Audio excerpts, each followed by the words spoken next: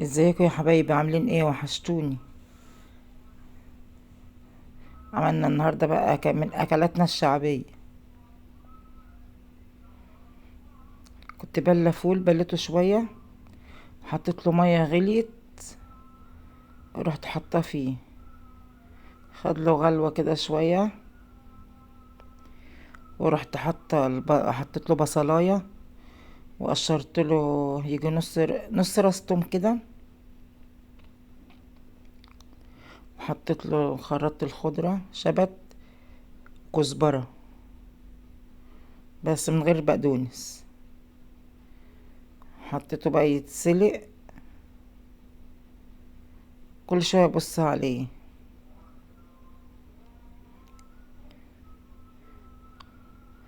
كده بقى اتسلق اهوت، وطفيت عليه لحد ما برد، ورحت مخرطة بصلتين كبار،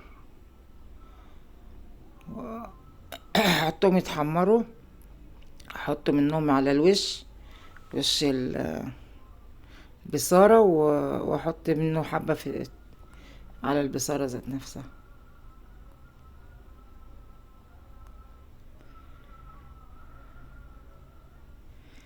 انا بعمل لكم الفيديو كده عشان محدش يمل، يعني بحاول ما طولوش عشان محدش يتضايق.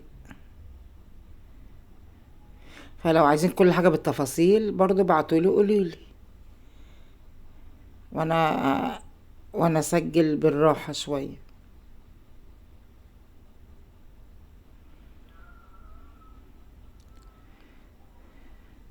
عشان اول ما عملت الفيديوهات في ناس قالت لي يعني ما تطوليش الفيديو قوي عشان الناس بتتضايق بتمل.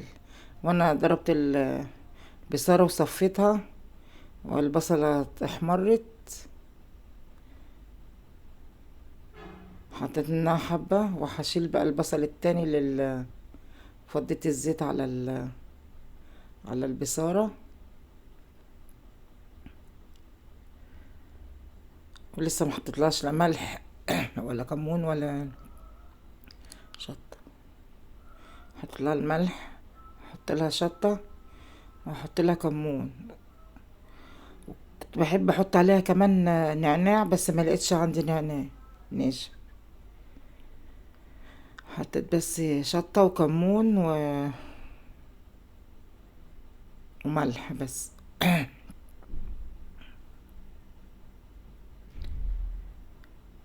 وقليت بقى بدنجان جنبها، وفلفل، قطعت قوطة، جبت بصل اخضر وجرجير وعيش، وبالهنا والشفا.